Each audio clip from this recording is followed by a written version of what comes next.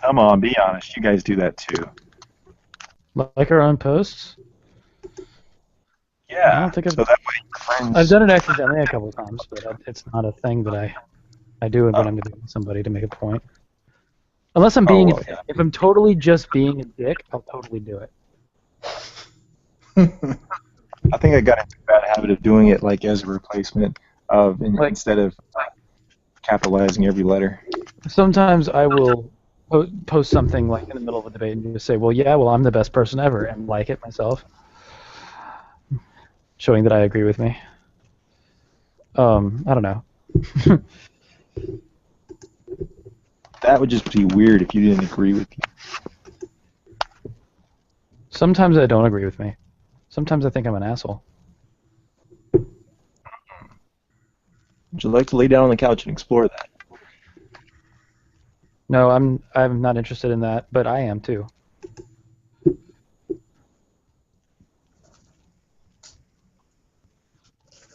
So you'll have to ask me later. Okay. Or I'll have to ask me later.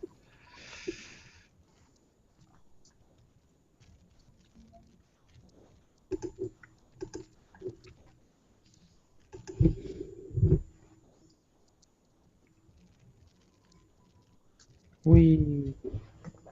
Yes, we. Or woo, if you prefer. Yeah.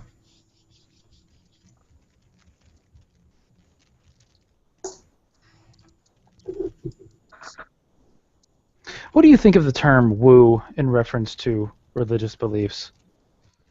Have you heard that before? I think it's yeah. It's been Spoken a out thing against lately. it.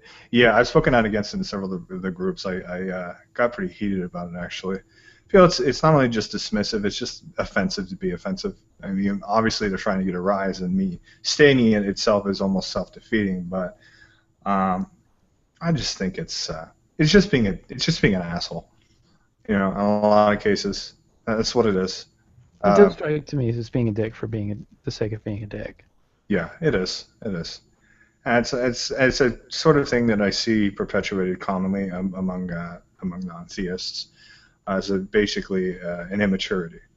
There are plenty of people who I've interacted with who are atheistic, agnostic, agnostic, deistic, who are mature about it and respectful and actually value discourse with theists. But there's quite a few of them who are going on some kind of kick that just seems like a continuation of their angry atheist phase from when they were 15 or 16 years old. I'm seeing a lot of the 15, 16-year-old angry atheists who are 26.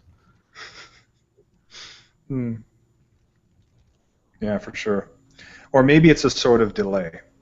You know, when they were 15 or 16, they didn't really have much of an opportunity to express these views because they more than likely lived in a sort of impressive theistic environment, or whatever the case may be. So it took them 10 years to get to a point where they could regards to spiritual belief. Which is so funny because those same kinds of people are all on about how that any sort of emotional response is clearly irrational and underdeveloped, yet they're clearly reacting to it emotionally. I find that quite funny. Not ha ha funny, but definitely Oh, interesting. it's goddamn hilarious. What are you talking about? Best joke I've ever heard. Oh yeah, for sure. So ridiculous.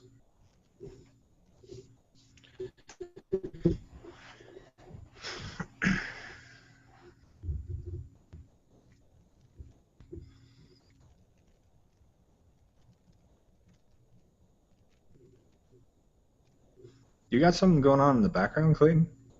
Yeah, I do. What's going on? I'm playing a video game.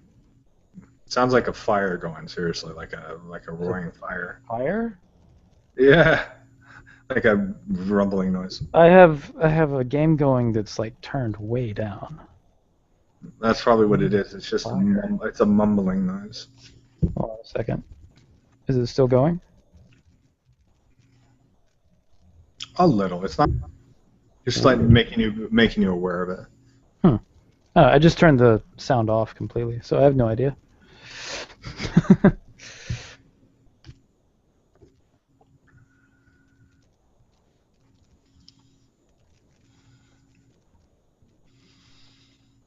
So, Clayton, Yes. what is your opinion with the whole sort of Facebook scandal with people who have pseudonyms used? Pagan people, people who have a stage persona, Native Americans, the whole thing, and them not being able to use that and being forced to change it to their real name or having their profiles removed or shut down as a result. That's not just Facebook. Google was like that. That's what happened to my last profile. Mm. Because I have a little bit of that kind of thing going on as well, but mine was taken down. But like I think it's ridiculous for Facebook to expect people to have their screen names be their real names, or to make some kind of policy like that. That doesn't make any sense to me. It should be, for practical sake, it should be the name that people know them as, not what's on their identification. Well, And I think I know that Facebook wants people to send in their identification when they have certain names as well, which I think is stupid.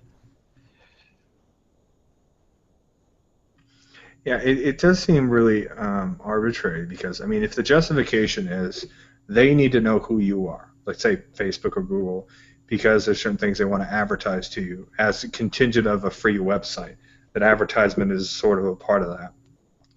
Why don't they just make it that, Facebook or Google knows who you are, but not everyone else has to see who you are? I mean, that seems reasonable to me. Yeah. Uh, And have I think that multiple profiles associated with your core account in the it way could that Google is. something to do with sock accounts or harassment or something along those lines. But they That could solve if you, that. They could solve that by Google knowing who you are, Facebook knowing who you are, at not the core. necessarily, because that would be information that you would have to like subpoena Facebook for. I'm talking about from the perspective of users. I'm just playing devil's Oh, advocate here. I think this is stupid, but like if you get 10 messages each from somebody named different variations and spellings of Eileen Proudfoot, that puts you in a weird position, because you have no idea who it is. But at the same time, I think that is like sock accounts are created anyway. The name thing doesn't really stop much. It only makes it irritating for people that have genuine reasons to have a name that is not what's on their birth certificate on Facebook. And it also eliminates a level of online privacy. A lot of people say to be safe on the internet, don't put your personal information out there. Yet Facebook wants you to put your real, name, birth name, and serial number on there. By the way, give us your phone number. That's I think it's ridiculous, but it doesn't have much to do with interfaith. well, it does to a It does certain to an extent. extent, yes, because like in the pagan community, we sometimes have pagan names. I Well, have one. it's an example. I've actually met people like this. Let's say you're living in the Middle East or in the countries that border the Middle East and Southeast Asia, like India, like Pakistan, places like that, and you may be Hindu, but on the outside you're Muslim, which I've seen a few times. I've talked to people like that. So they want to use a pseudonym so that they can relate, maybe perhaps under other Hindus on that aspect, or they might want to have an account that's more religiously based because they're a minority religion in their country, like perhaps in Japan. There's minority religions in Japan. All religion is a minority religion in Japan. Yeah, good point. Good point. But that's kind of what I'm getting at is that they would be doing that for privacy concerns because they don't want to be harassed. Absolutely. And religion is one of the primary areas in which people are discriminated against. Yeah.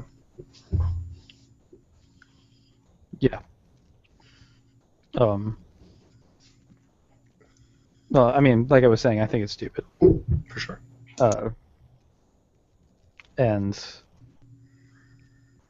it doesn't practically do very much. Mm-hmm. Welcome, Frank. Hey, hello. We were just talking about social networking clamping down on pseudonyms and how that pertains to religious adherence or identification and needs of privacy with regards to that. That's what I was going to ask. To what extent are they cracking down on this? It seems fairly isolated to a certain extent, though I suspect, especially with the the neo-pagan community, that some of these people that may be clamped down upon might be using their pseudonyms to sell things. So maybe it's less of the aspect that it's the pseudonym and more that it's the aspect of, well, Facebook wants a cut of your profits, and they can't do that if they don't know your name.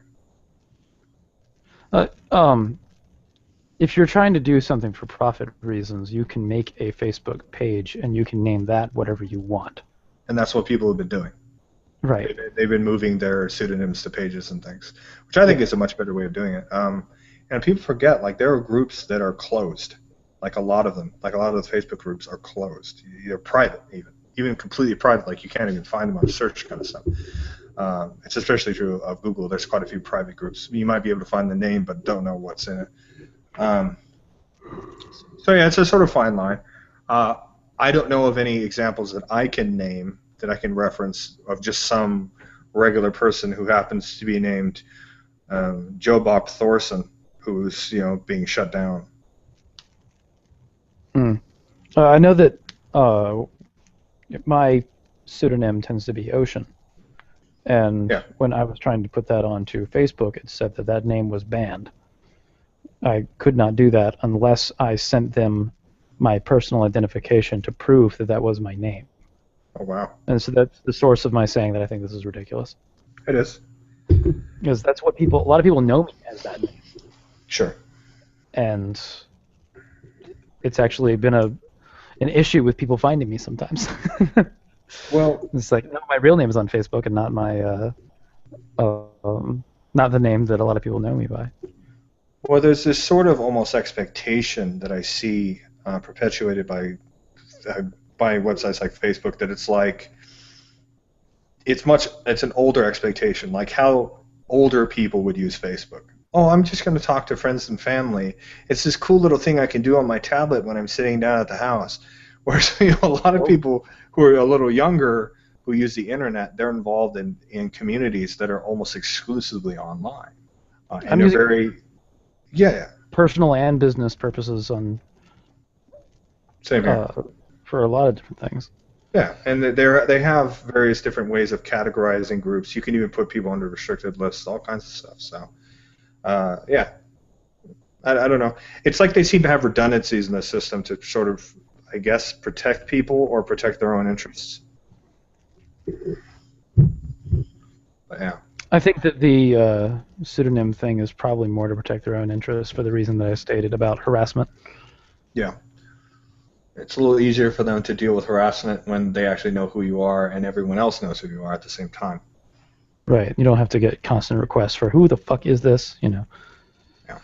So the lesson of the day, don't be a dick. And if the police try and talk to them about obstructing anything or something like that, we'll say, well, it's Facebook's policy, blah, blah, blah. Yeah. And then you see people, I got busted online. Oh, they just stormed my house. Well, what are you doing online? They got them to bust down your door. I'm not saying, those kinds of things are always justified, but a lot of times they kind of are. Like a perfect example. I've heard of an online bust that wasn't for something that was totally justified. Besides, what's that, swatting or something like that, that somebody gets pissed at somebody over a video game, so they report something that would get the SWAT team to knock down their door. Yeah, swatting. They say something that, or may not have even said something that was libelous, inflammatory, discriminating, or whatever the case may be, and then hate speech, terrorism, whatever it might be, and they bust down your door. So you're right. It is definitely a problem. False flagging, as a lot of times it's called with certain things. Yeah. So. And it's really unfortunate as it pertains to groups like this that have to do with, spirituality and philosophy, because there aren't all that many places where you can discuss these sorts of matters in a civil manner. And you always have those few people who want to screw it up or who ruin it for the rest of us because they act like a jackass.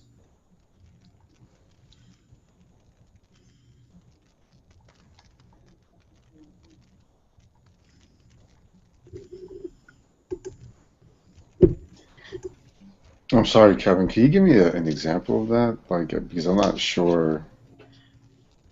Is it because your name is? I'm definitely unaware of this at all. So this is probably pretty new to me. Okay, I'll give you a sort of core analog to what I'm saying. Say you're like a member of me and Clay's sort of community, the general neo-pagan community, and you're using a pseudonym, a sort of nickname that has a sort of spiritual connotation. There's all different forms of that. People who rename themselves using a Greek or Egyptian or ancient Germanic name. People who have a title they use for a specific order or a coven or whatever the case may be. So they put that as their Facebook profile, largely because their primary means of communication or purpose for using the site is to interact with other people in their community. And they might get their profile shut down, or it might not even be allowed to be put in the first place because it's not a quote-unquote real name, because it's not a legal name. And there's a whole big stink about it. So who does this? Google does this? Facebook Google and mainly, Facebook. but also Facebook. Yeah, Google and Facebook. Google is the one that's actually canceled one of my accounts before. Yeah. Facebook just won't let me create it. Yeah. That is odd. And what's the rationale behind it? I brought up that one of the possible ones could be harassment. Not that Facebook or Google wants to harass people that don't want their real name, but that so that everybody knows whose page is whose. It becomes more difficult to harass somebody over one of those. I see what you're saying. Or Okay. create fake accounts so that you can go and jump into a Google or Facebook group and harass people without fear of repercussion. But wouldn't they know that because of the computer that you're using? If it's the same computer that somebody's using, isn't there a way to actually look for that? Because when I was looking in through like certain histories, they actually show the computer that was being used. So could they do something like that instead of this name thing? Yes, your IP address can be traced. Yeah. So Unless they're hiding behind 7 proxies. But Yeah. honestly, if somebody knows how to do that kind of thing and is harassing somebody, you'd think they would be able to figure out how to create a pseudonym that works within Facebook's policies.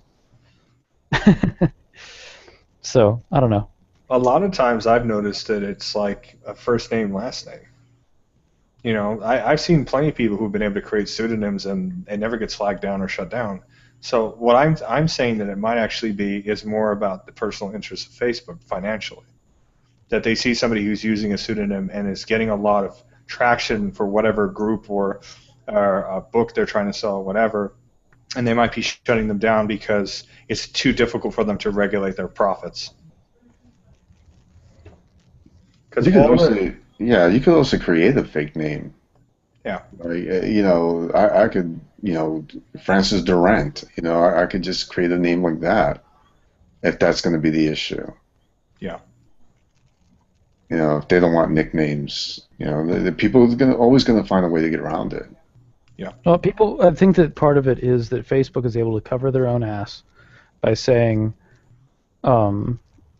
if the police come around and they're like, hey, this is happening, this is a problem, they say, well, it is our policy that people use their real names on the site. And then it's kind of conversation over at that point. So they have a contingency. Right. Does There's the corporate policy protection. say, yeah, does the policy say that you have to use your real name? Yes. Okay.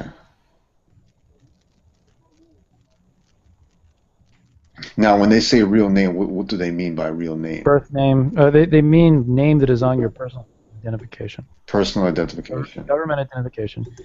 Okay. Is that Google's policy also? I don't know if it's Google's policy necessarily. I mean, yes, it actually is. Because I saw a notification from them too. Yeah, because I have a Facebook name that's way out there, and there's no way they could say that's a real name. But I still Get have your it. account canceled for that. Yeah, and I still have it to this day, and I wish they could cancel my account because I've been trying to cancel that damn account for such a long time. But they haven't, and I had it for since God knows when. There's something in Facebook where you can actually put in an alternate name. It will still show your primary name, but It wouldn't let will me do also, that either. well, because I've never had a problem with that. It's allowed me to put in an alternate name. Well, Yeah, it yours wouldn't let me wasn't. put in. It wouldn't, like, for some reason or another, it just doesn't like the name that I have. Well, yours is. I don't know what justification they had for not allowing me to put my nickname inside of the nickname box, because it's called a nickname box. Okay, well, what's your nickname? Ocean. Very, very general. Have you considered doing a different spelling, perhaps? Yeah, but that's stupid. Hey, going back to this, what will stop him from saying, "Hey, put your social security number there"? What will stop him from doing that if that's the case? Because I If think the site requires you to do something like that because for you using their site, nothing's going to stop them from doing that. Yeah, so there's just no point. The only thing that stops them from doing that is you not using the site. And they know, like, as soon as that happens, I don't think people are going to put their social security numbers, for that. I could just see that happening if they're going to keep, enforcing things like that upon people. I think, you could definitely track, people who are, doing things that they're not supposed to do, like violation of policy, and I'm sure they could track that down. But I don't know. I think this is too much at this point.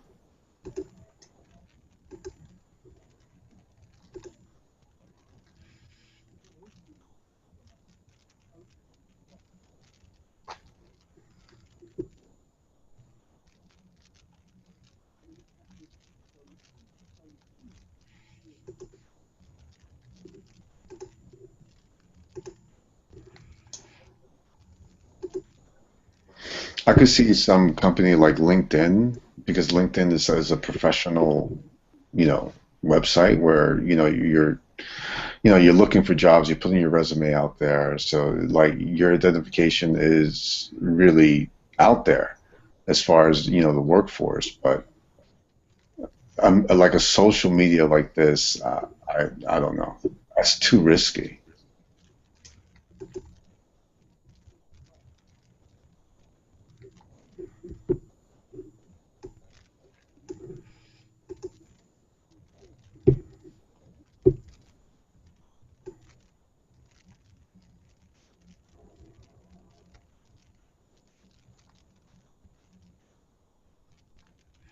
Wow, that was crazy. That that individual.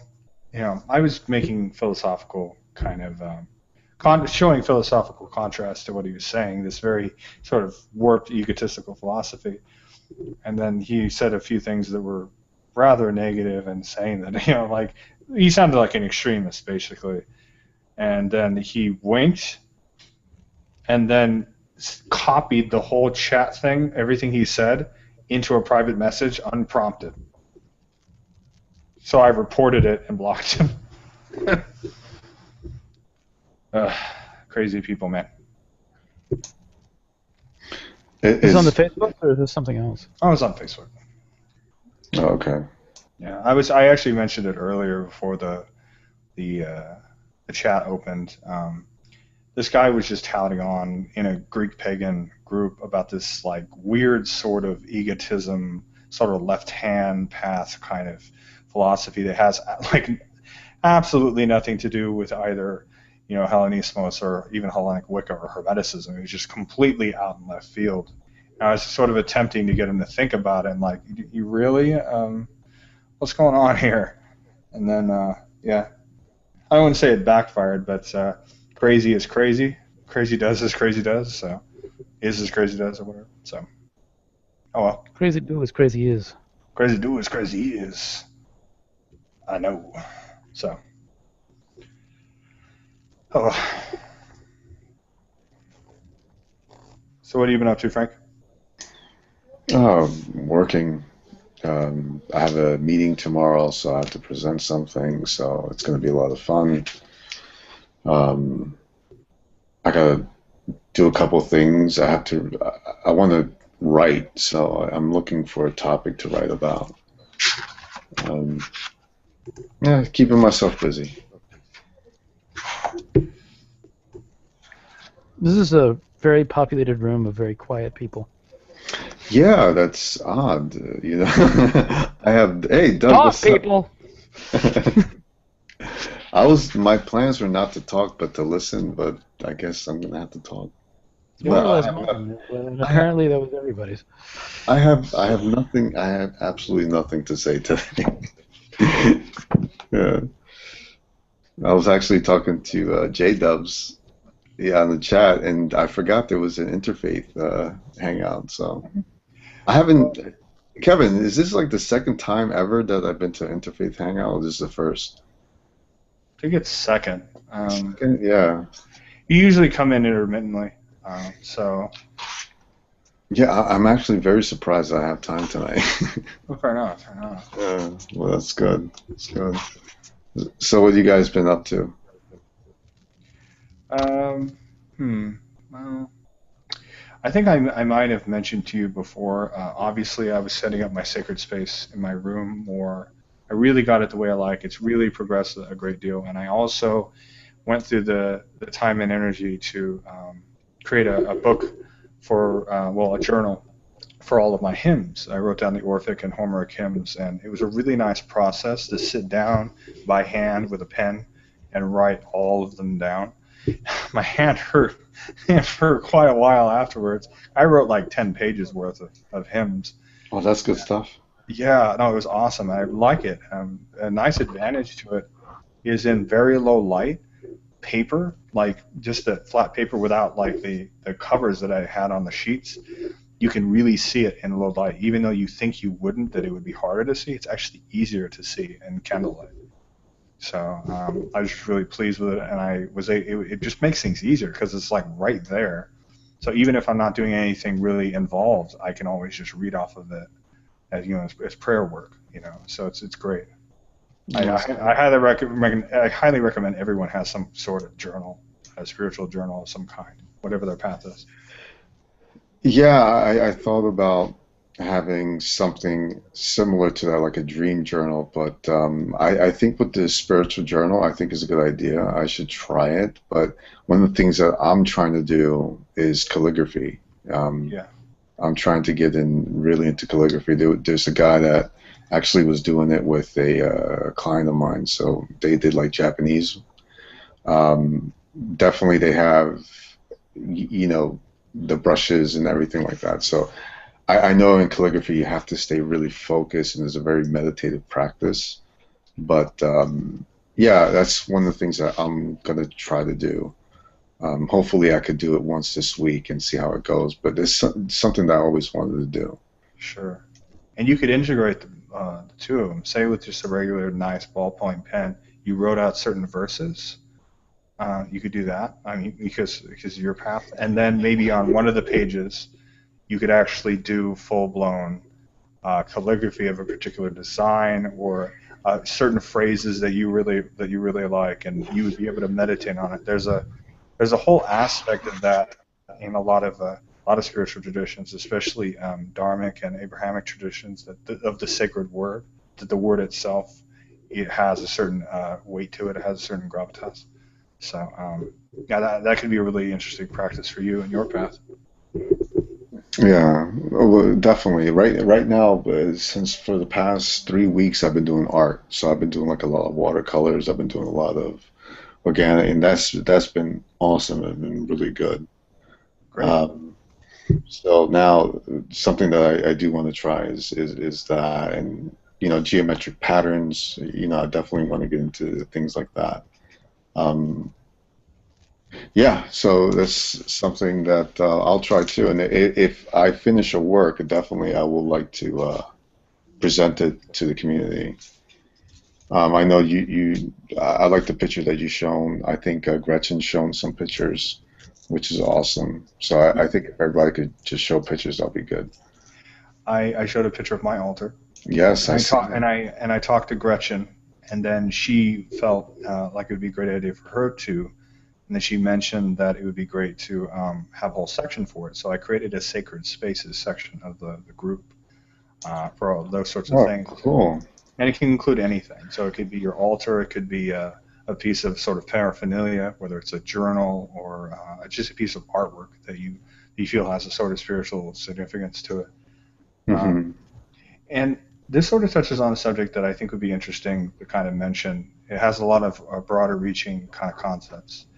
And I'll especially sort of put this into the concept of a lot of Abrahamic faiths, most specifically Christianity. As a pagan, I mean, having a home altar is kind of the point.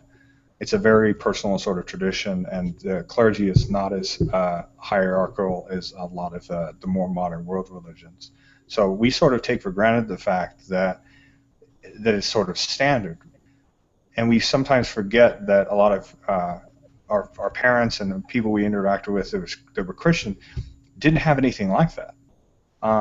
I've interacted with some very traditional Catholics and very traditional Greek Orthodox, but I mean, even myself, and when I was raised Catholic, we never had any. We didn't even have like a sacred corner. We had no icons in the house, no pictures or anything. We didn't even have crucifixes on the wall. That's how relaxed we were as Catholics.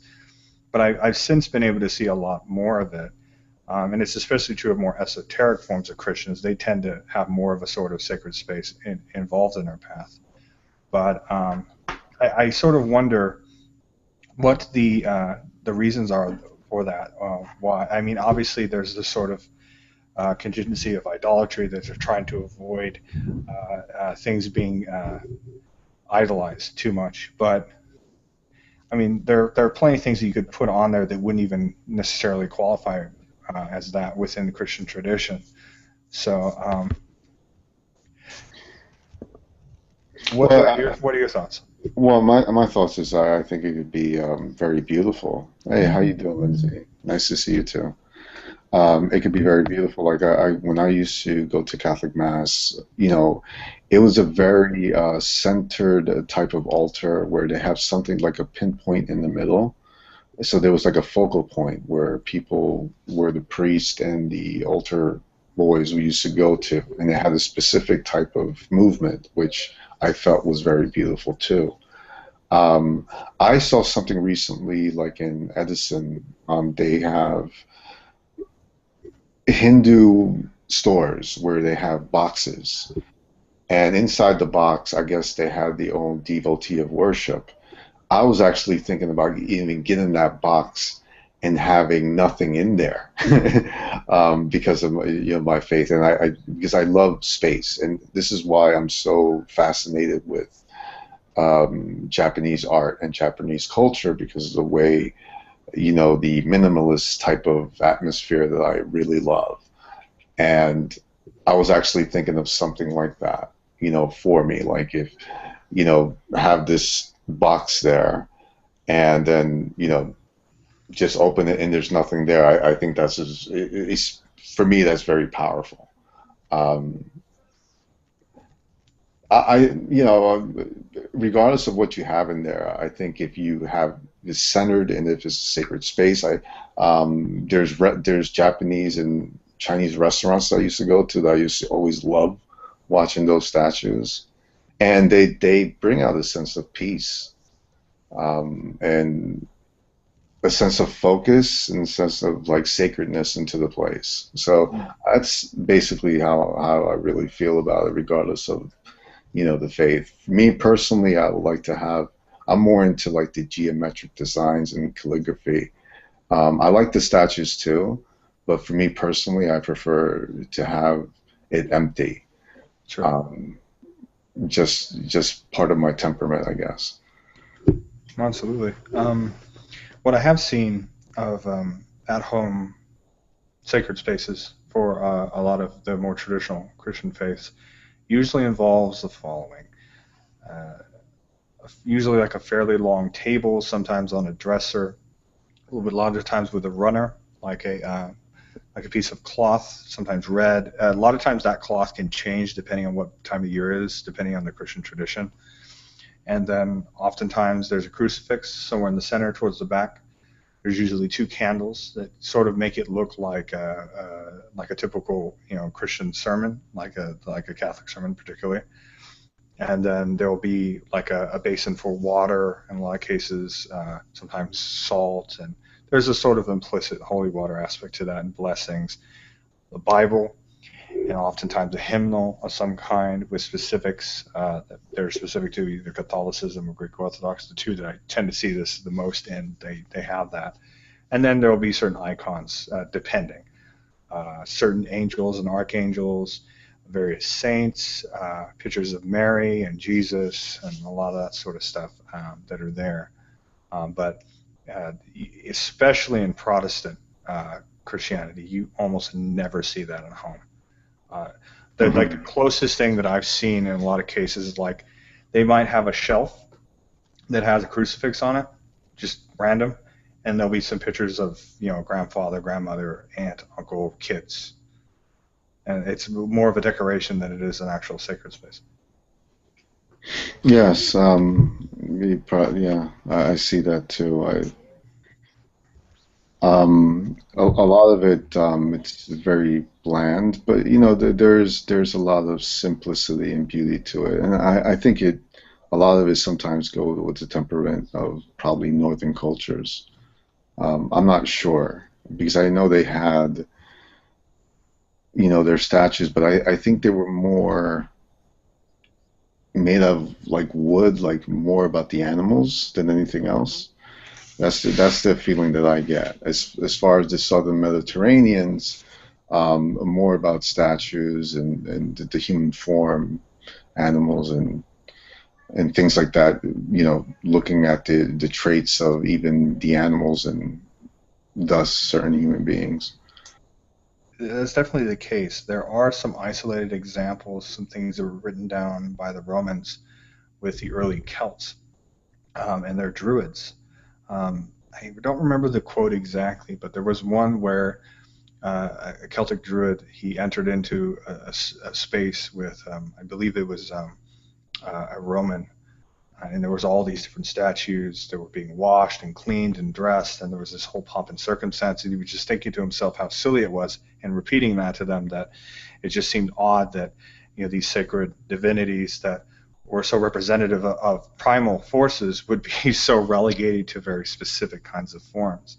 And you see those sort of differences in cultural aspect of that are also represented among Germanic cultures and Slavic cultures.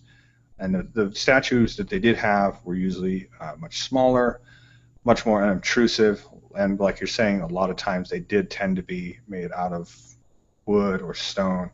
And sometimes it was to the extent that they weren't actually depictions, or at least not recognizable. And you do see aspects of that, though, represented in the Mediterranean, both among the Greeks, the Egyptians, and Near East cultures. The Greek concept they had with this was something called the omphalos, which was usually a rounded stone, kind of in the sort of shape of like the top of an egg, but flat on the bottom. And sometimes it would actually be carved with symbols and certain things on it. And it was usually used as a sort of central focus. Though its use is fairly isolated, and we're not entirely sure how it was contextualized, but there's a lot to suggest that the sacred stone was a sort of important thing in the Mediterranean, and obviously in northern cultures, especially much, much earlier with the megalithic cultures. So it's very, very fascinating, that kind of aspect. and how it was represented. So.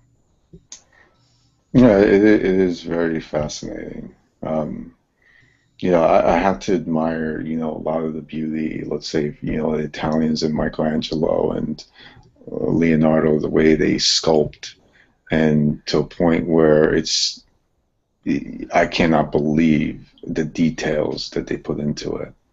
But it just gives a significance, to the culture itself, which I have to admire.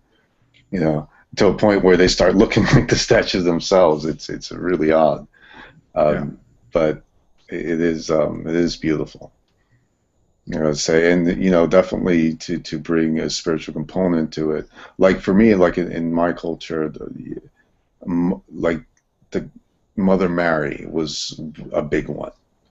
That it was just very significant within the household, especially the Spaniards.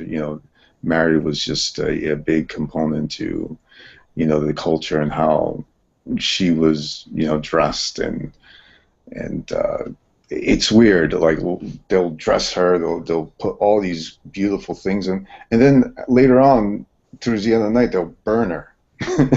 They'll set her on fire. It's like really odd. I gotta look into that. Sure. But they'll just set the whole thing on fire. It kind of reminds me of the Buddhist mandala, like when they do the things with sand.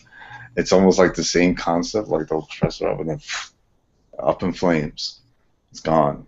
But it kind of shows how the world is so temporary. You put so much effort to something, and then all of a sudden, boom, it's gone.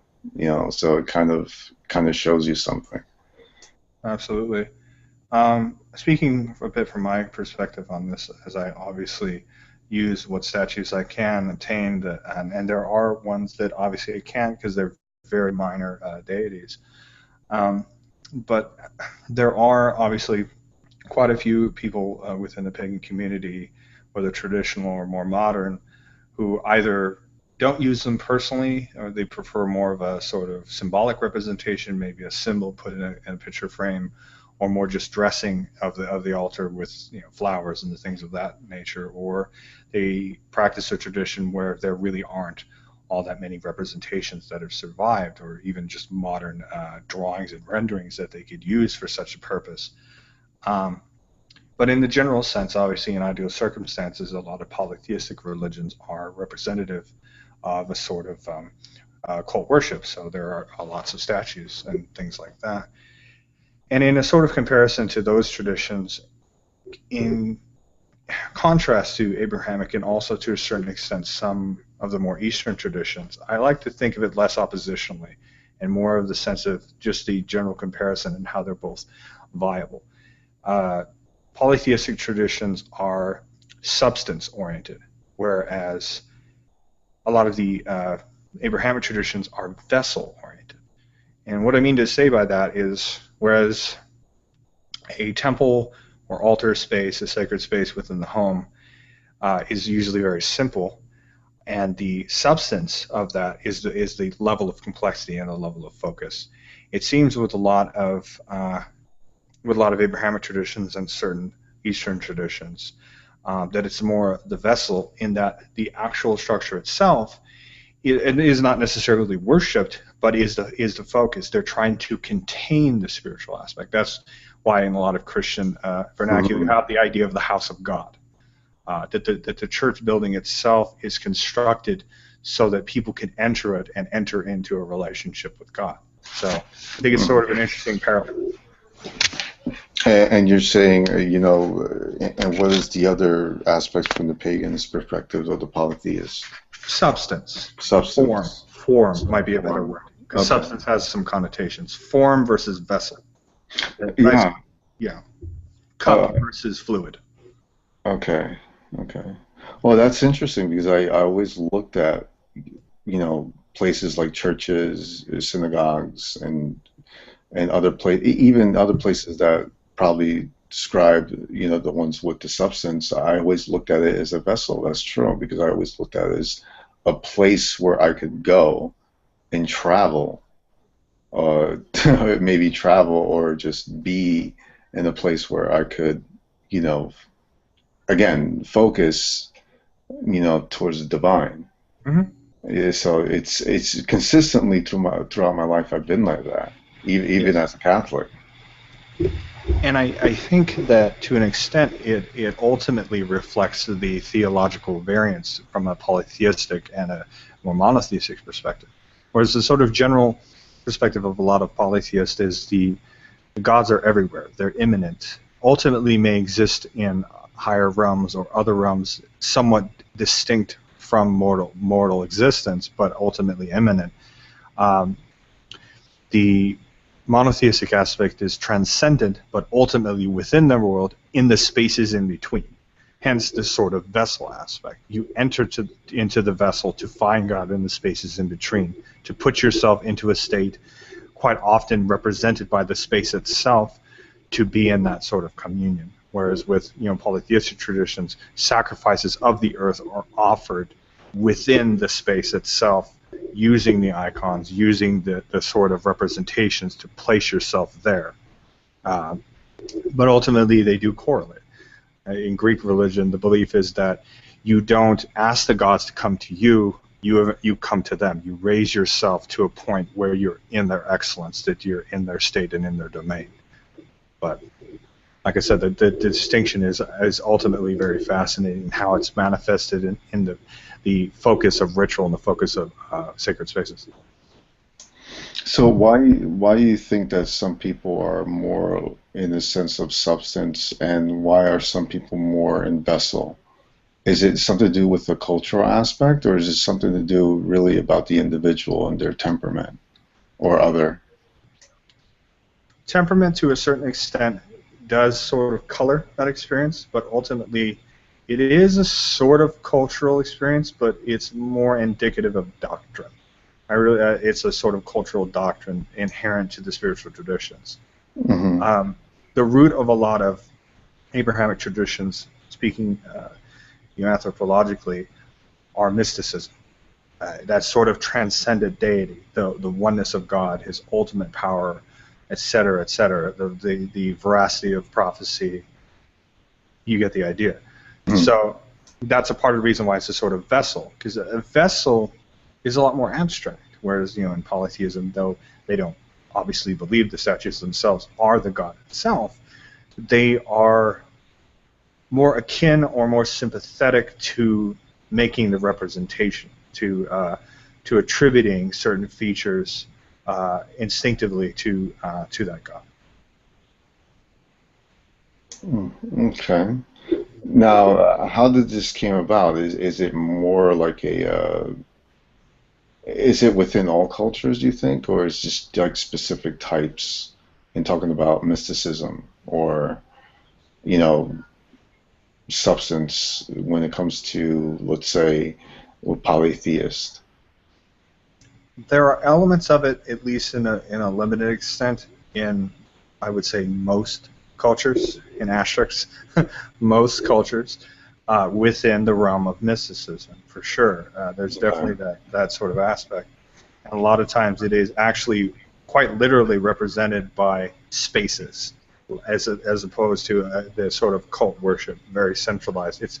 A lot of mysticism is decentralized because it's more ecstatic, because it's more about the environmental experience. Hence why, if you were to compare the classical cult to, say, Apollo versus the mysticism of Dionysus, you're going to see one is far more physicalistic or ritualistic, and the other is more kinesthetic, more active, more not necessarily vital, but having much more energy, a frenetic kind of experience. And when you say like frenetic kinesthetic, can you give me an example of something like that? Perfect example that you would see in a lot of forms of mysticism, trance work, getting into a considerably, distinctly altered state. Oh, okay. Whether with or without some type of aid of a substance, which it has levels and varying degrees. Some form of sacrament may be a part of that, at least through the sort of symbolism used by the various forms of mysticism.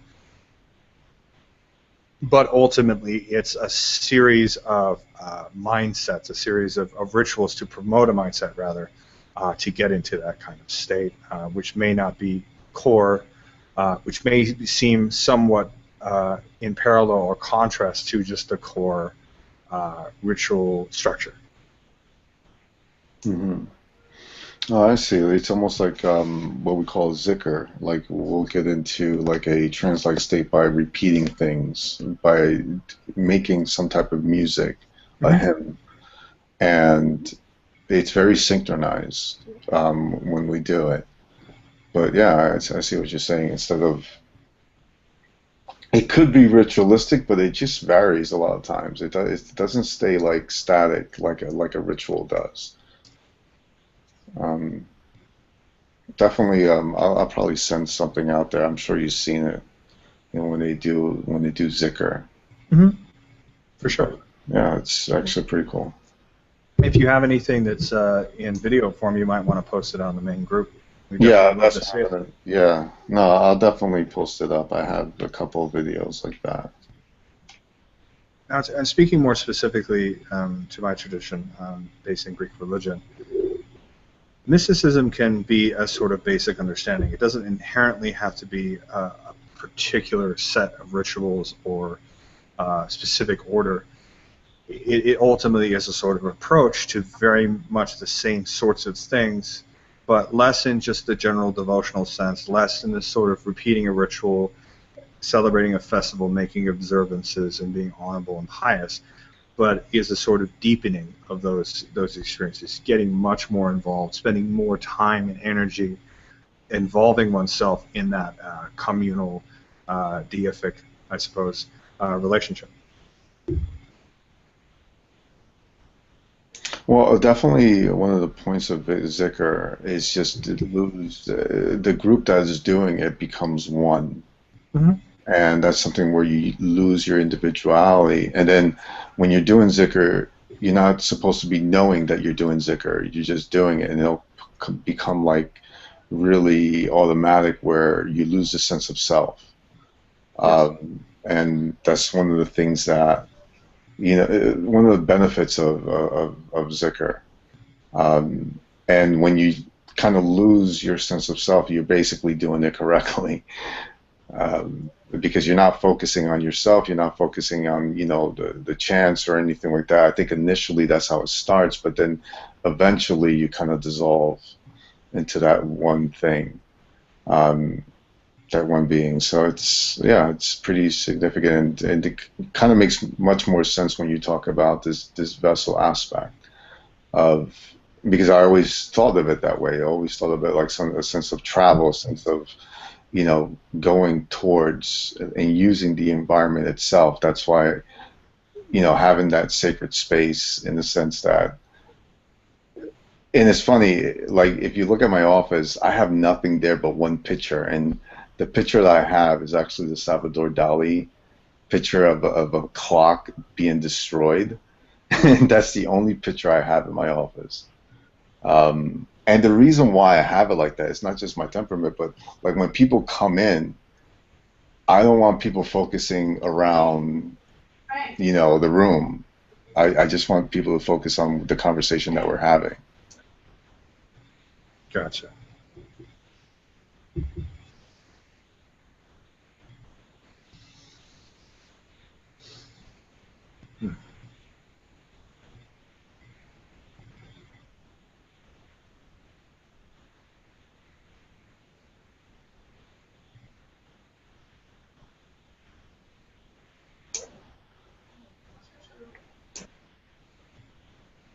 Yeah, the room is pretty quiet today.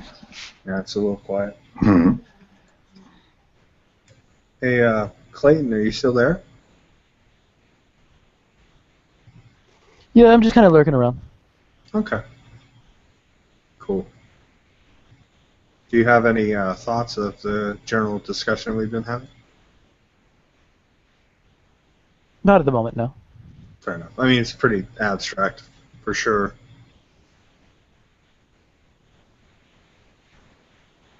Doug, are you there?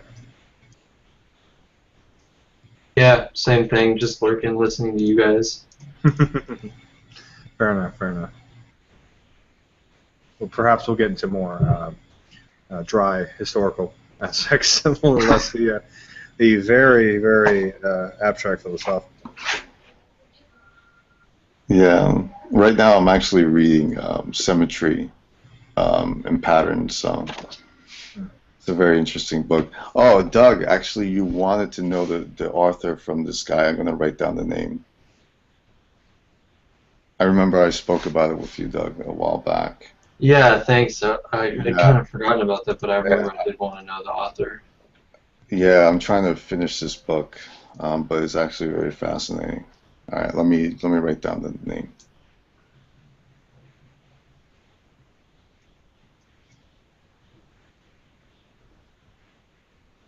I've been experimenting with a certain idea in my current practice that I've had sort of mixed results with, and I wanted to sort of bring it up because it correlates to a lot of concepts of what we've been discussing.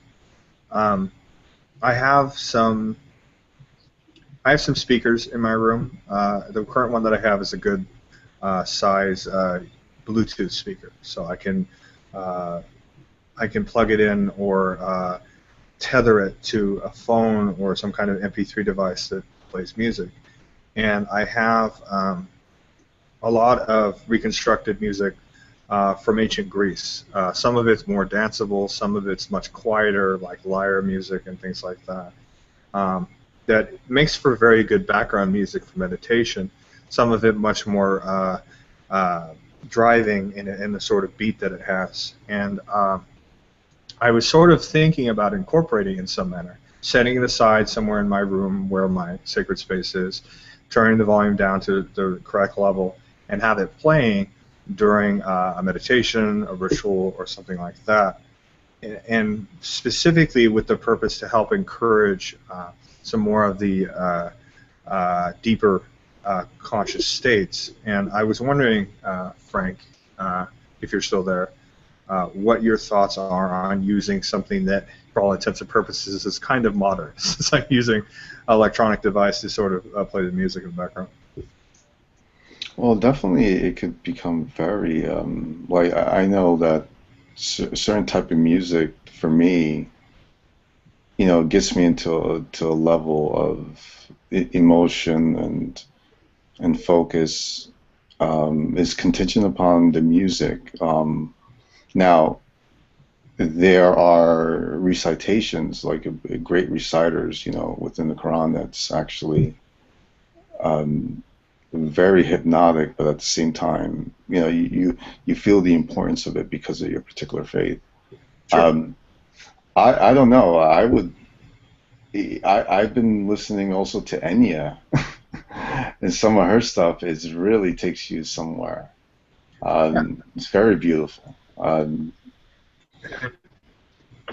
Yeah, so I don't see nothing wrong with it. But I did have an issue one time when I used to do yoga. When they used to put music, I used to hate it because I didn't want to because you had to move at the same time.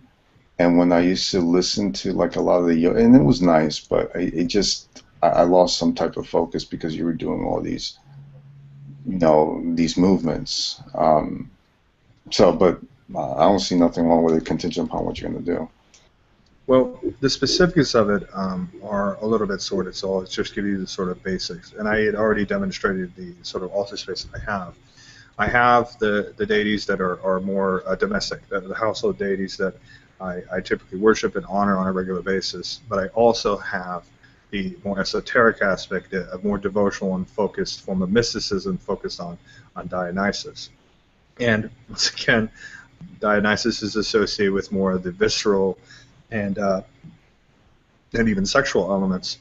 But commonly in his mysteries, there was wine. And not just for libation, but people were drinking a considerable amount of it, sacramentally speaking, to help to promote it. And oftentimes they would bless it with a prayer. It was common to say one of the hymns to him while or shortly after the drink was being poured, sometimes at the same time, depending on the length of the hymn.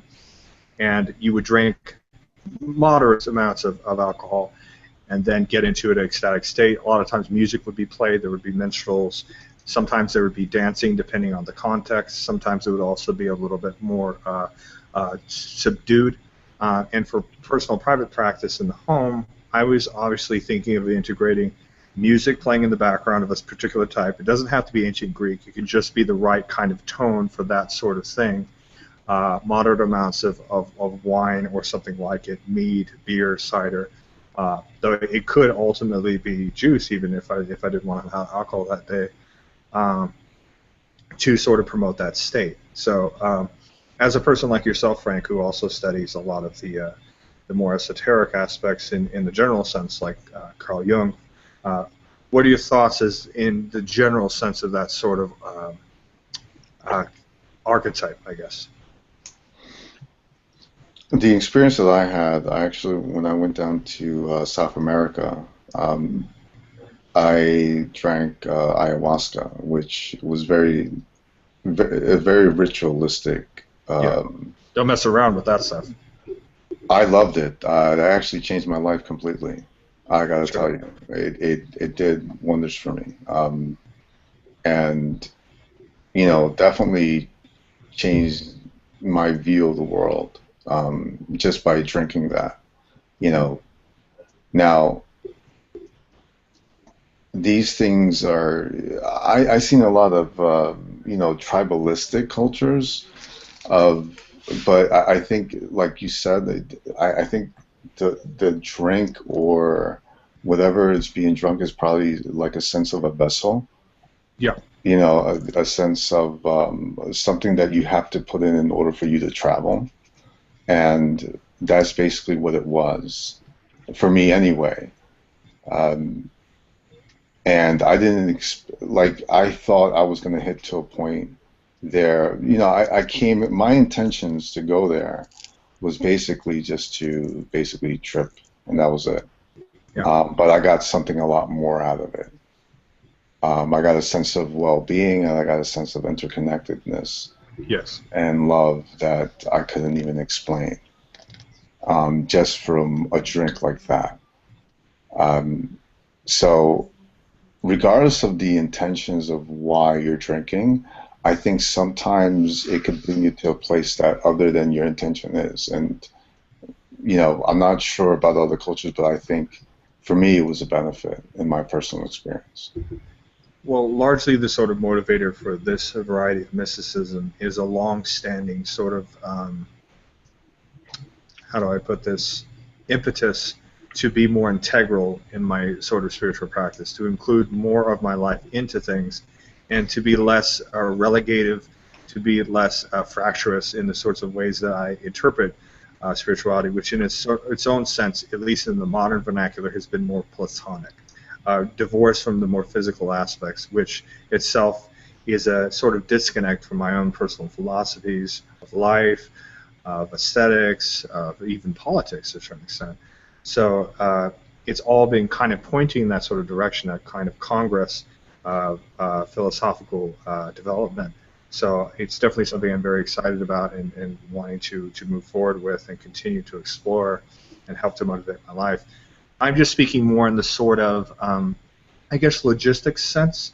I already know what the context will be with a sort of moderate amount of alcohol. I already have the rituals set up. I already have everything that is contingent upon it. But I would like to really get the experience to be more environmental. And I was thinking that since I'm very musically oriented, and so for quite some time I was actually devoted quite significantly to Apollo. I was wondering if you thought that having basically background music would detract from that sort of experience. No, I don't think so. I think it'll be good, actually. Okay. I think it'll be really good. I appreciate your perspective. No problem. Because I experienced something similar, so I had the benefits were great. And I have a lot of different forms of music. It doesn't even have to be classical music, classical or ancient, like ancient Greek. I have a lot of ambient music, even stuff that would qualify as down-tempo, all kinds of things that in a modern sense, could be applied to that sort of, like you said, the archetype of the frenetic and the ecstatic, the sort of madness of Dionysus. So I'm definitely excited to experiment with different things. And a lot of it is, in a certain sense, an experiment with mysticism. Cool. No, I think. Are you doing this with someone, or is this just by yourself? I'm just by myself. And I already know my tolerances to various alcohols. I'm very well controlled in that. I've never had an issue with it. And quite in fact, my body gives me very clear signals when I'm done. So, yeah, so definitely. And I've mentioned you before, I'm very bohemian. I like food and drink. I enjoy things. I have certain palates and things. So it correlates very well with my sensibilities. So, yeah, like I said, I wanted to really make it distinct. Because the thing about mysticism is it's distinct from the sort of, I guess you could say, conventional religious experience. Okay. So, are you going to tape it, or? Most likely not. Things of that nature, especially personal mysticisms of like that, they tend to be very, very, very personal. However, whatever album I use, I will share that. I will share that I use this to great effect. Cool. And yeah. So I got lots of stuff available to me, just loads and loads of albums and artists and suggestions from this person or that person. So it'll be interesting what I choose. Okay. Now, is there a specific night, a specific day you're going to do this, or is it just going to be a random day? Well, let's see. Numenia is tomorrow. That'd be the sign of the first crescent.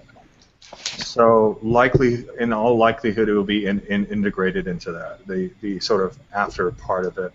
So it'll be a much more intense kind of experience. So that's I don't know if you're aware of this, that the Numenia is the sort of core household ritual that pretty much everybody would practice regardless of what festivals they were part of. Okay. And the specific Dionysian festivals tend to be in the spring. So that's something to explore more in depth come next year, but we'll see. All right, cool. Oh, yeah, the day I think could be very significant. I think even the wine that you choose, and you know, all those I don't know. I'm much into details, so like I'll look at those aspects of the environment, because you know they have specific representations, specific, you know, value. I'll be right back, guys. Okay, see you in a bit.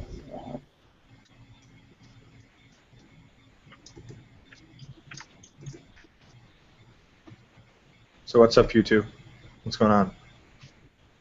Just listening still, playing some Minecraft. Mindcrack. Minecraft. Actually, I haven't played it in a while. Fair enough. But you always want that next hit, you know. So. True.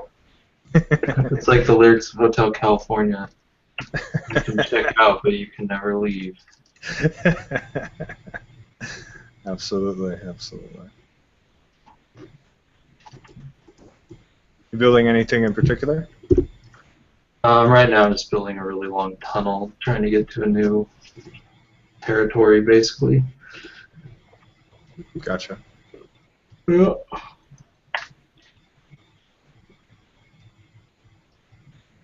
Good time waster for when I want to do something else, you know. A lot of times if I'm going to hang out and I'm just mainly just listening, I'll usually be doing something else also. So this is one of the other things I do. Absolutely. If I'm not Keep like, yourself you know, engaged. yeah, that's if I'm not like super involved in the conversation. I'll distract myself. Well, a lot of these sorts of conversations we've been having have been rather extemporaneous. So, you know, you mention things when you can mention them if there's something you have to sort of contribute. I would much rather that the room be a little more lackadaisical than argumentative. You know, I'll take agree with that. Yeah. So. Arguments get old quick. Mm-hmm. They have their place, but then again, so does friendly conversation. Well, it's all contingent upon the social contract. If you set up a room with that specific intent to have a really heated debate, then that's what you're walking into. Yeah. The problem, obviously, and as I've mentioned before, and many of us here have mentioned, it's when it's forced upon a conversation, when people are just trying to relate and share experiences, and it turns out into a full-on war. Yeah, exactly. Somebody throws a flaming bag of shit into the room, and then all hell breaks loose. So.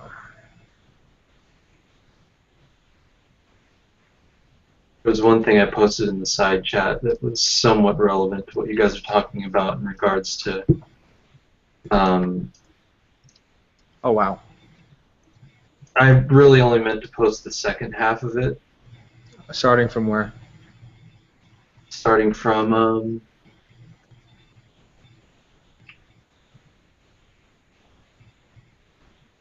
where can I go from your spirit to the end? It's about half. It's almost literally halfway in the text there. That's from Psalm 139, and when you guys were talking about the presence of God, is he omnipresent, stuff like that, I thought that was a really nice passage from the Psalms, that really poetic way of, Jewish opinion on that, basically, conception of it. Absolutely. And I mean, Psalms in particular have a very mystical quality, so. Yeah, definitely. I love the Psalms. I think they're just beautiful. Oh, me too. Me too. And I'm not one of those individuals who just has an excessive amount of hang-ups about, Christian and Jewish ideas, because there's a lot of stuff in there that's pretty universal as far as spiritual experience. So. Yeah, big time. Yeah. Well, I think that there's just a commonality to all humans when it comes to spirituality, and different traditions express it sometimes in different ways, but I think to some extent, there's obviously variation on a lot of things, but to some extent there's a common thread running through all of it. Yeah, absolutely. And I think they all express it in their own unique way. Mm-hmm. And it's interesting if you think of it from a sort of secular perspective, just sort of arguing for that point, that if you take the sort of immanence of the divine, the numinous experience, and correlate to just the general human experience, it very much suggests a sort of ethics.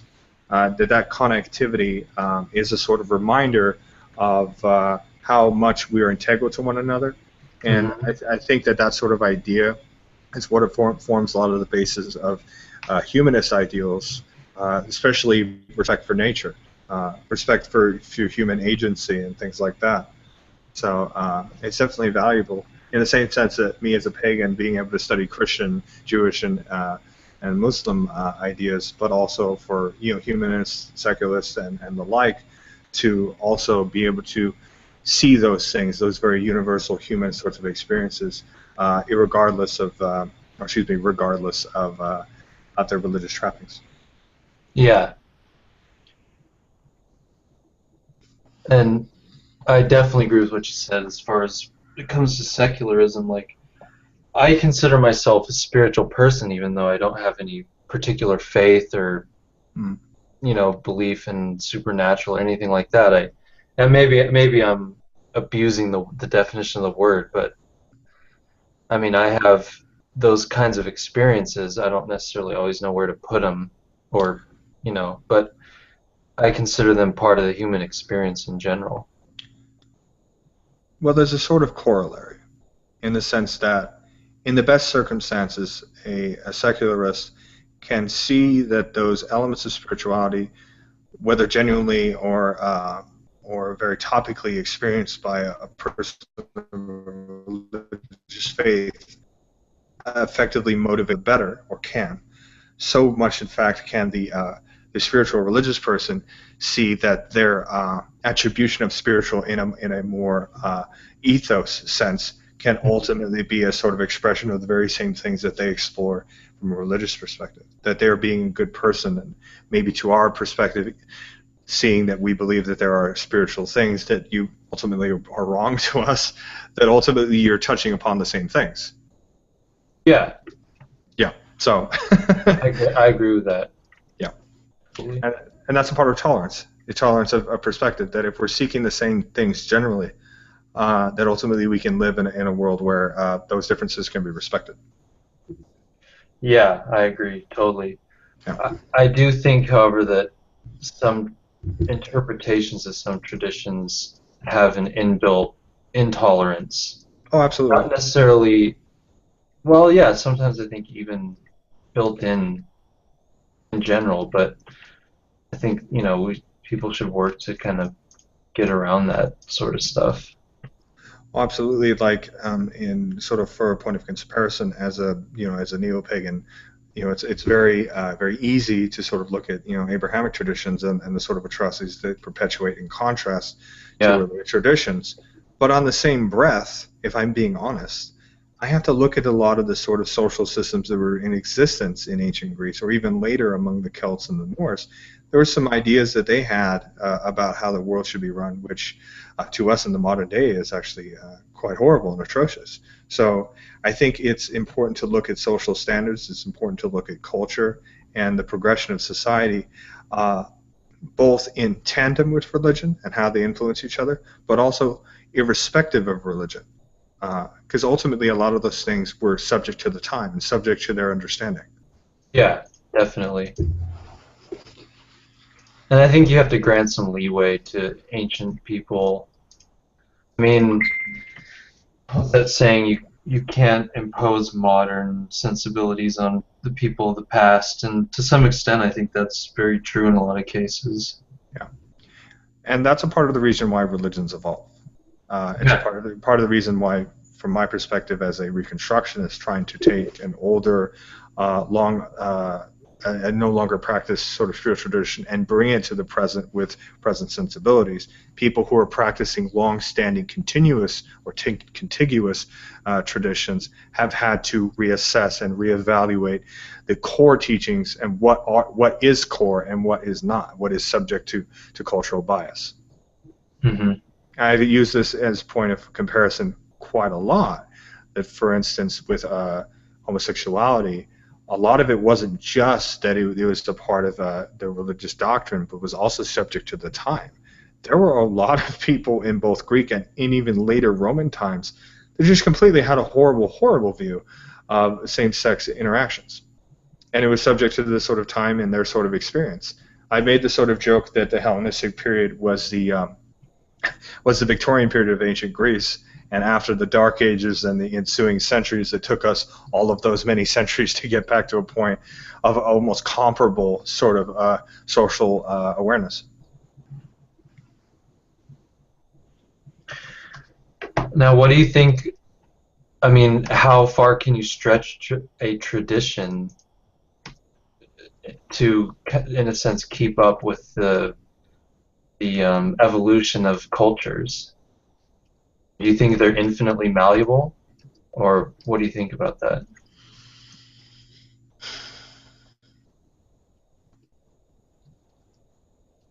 In a certain sense, there is the fundamental spiritual experience, a belief in spirit, a belief in something effectively immaterial. That is the sort of fundamental aspect of spiritual belief. A lot of the other ideas, barring the more extremist sort of versions, are largely just sort of cultural mindsets and philosophies. Those philosophies are definitely exceedingly, if not almost completely malleable, and can be adjusted for varying understandings. Ultimately, though, there will always be the aspect of spirituality which defines this sort of rationalistic explanations. Yeah. But like I said, ultimately they can exist in congress with each other. The difficulty is that specific traditions are more or less compatible with the sort of secular scientific explanations. But once again, that's not every single tradition in every single denomination and every single faith. There's definitely exceeding amounts of variables. Like if you were to compare, say, an Episcopalian and a Quaker to, say, a fundamentalist Christian living in the Bible Belt. Yeah. So. Yeah, they would have different outlooks when it comes to that, I think. Mm-hmm. But it's like I said before, progress is slow. And yes, we should try to encourage these sorts of progressions and reconciliation of, the spiritual being relegated to a personal experience. It doesn't necessarily have to be at odds with scientific and social advancement. But ultimately, at the end of the day, a lot of it is just a progression of society as a whole, and that religions sort of progress as a sort of side effect of that. Yeah.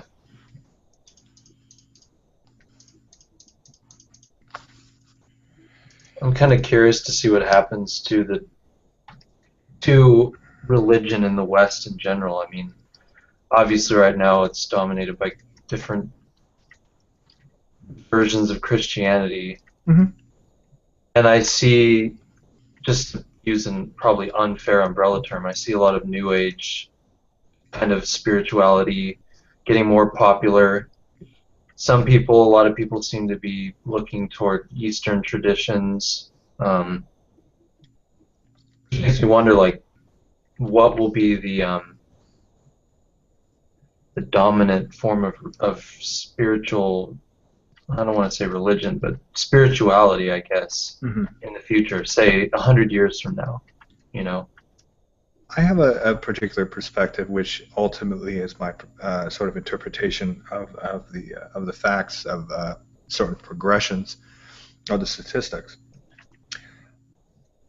I'm seeing a variety of things kind of going on at the same time. One of the main ones that I see on a regular basis is the increase of spiritual but not religious. People who are effectively unaffiliated but still hold a belief in spirituality, the belief in a spirit world or afterlife and things of that nature, which are variable. Some of them more eclectic, some of them somewhat tied to their religion of birth, but in a very more sort of liberal interpretation, or more aesthetically Christian or aesthetically Jewish, or whatever the case may be, but not really resembling sort of core religious doctrines. Some of them revealing more of a sort of universalist aspect, which actually has manifested in several different kinds of groups, actual churches, like, for instance, the Unitarian Universalists, which they're an interfaith liberal form of religion that was rooted in the Unitarian Universalist Congress of very liberal sorts of Christianity. Yeah.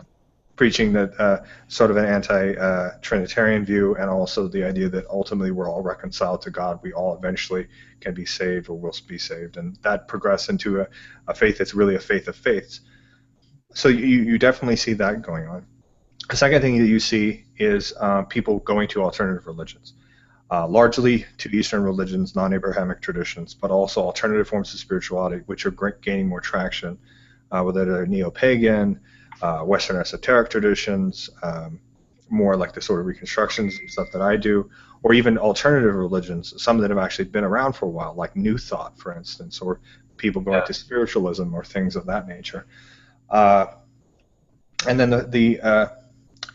the third thing that I see is the progressiveness, progressivity of existing spiritual traditions. Usually in sort of isolated pockets, with having minimal influence on other traditions, which are creating sort of concessions. And that third option may eventually result in the actual change of some of those traditions. They may become other things.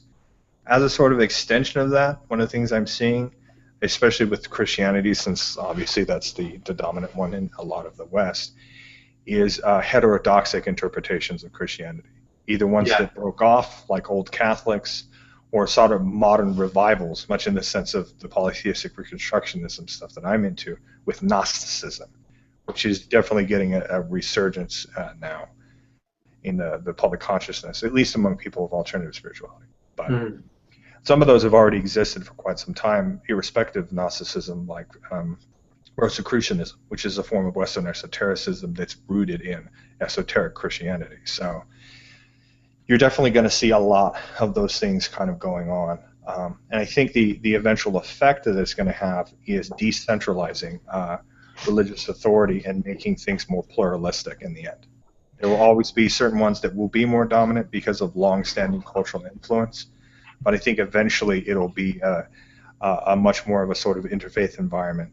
And with the rise of secularism and advancements of technology, that the politic entanglement of religion will be far less, and I think that it'll be much easier for people to practice whatever faith they choose to practice in a way that's not interfering with other people. Yeah, you put it well. I think a large part of the shift is due to, at least partly due to, kind of a clash between the modern era and these strict orthodoxies of different sects of Christianity in particular, but other religions in general.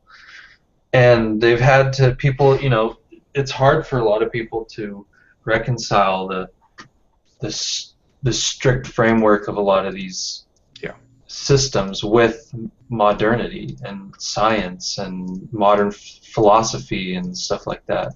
Yeah. And I think that's been a major motivator for some of the shift we're seeing in, like you said, decentralizing belief and a lot of these more offshoot or smaller, sects or beliefs becoming more popular. Not to interrupt you, but I gotta go let my dogs out. I'll be right back. Sounds good. I think I'll also use the restroom. I'll be back.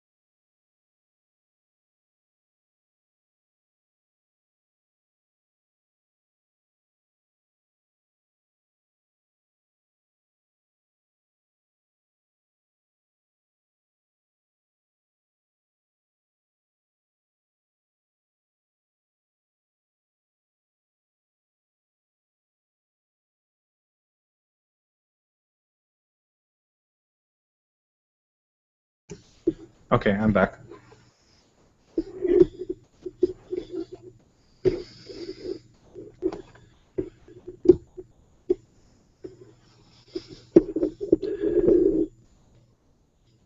So Clayton, what are you up to?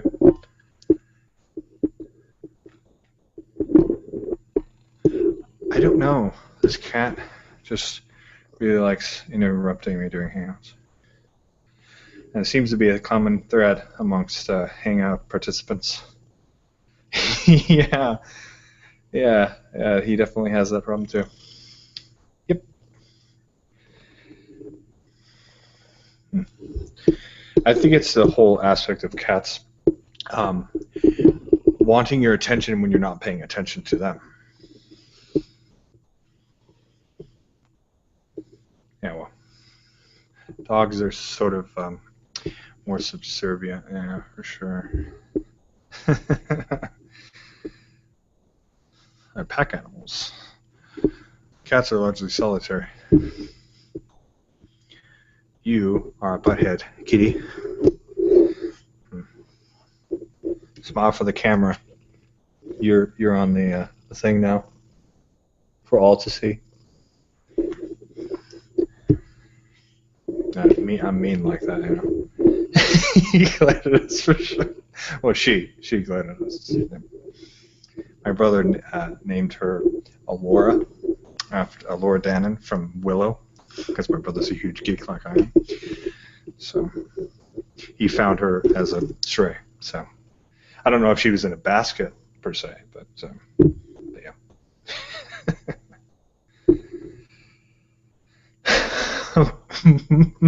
You want a beagle named Porthos, Reuven? Wow, that's actually kind of cool, but Very, very strange, sir. You're a strange duck.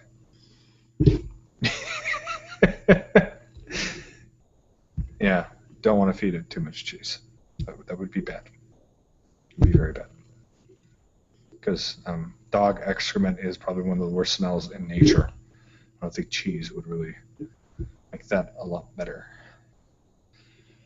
What do you want, Kitty? You know this is the 5th time she's wanted to be petted today? Like, seriously. This cat is, like, affectionate as heck. It's not even funny. Never met a cat like this.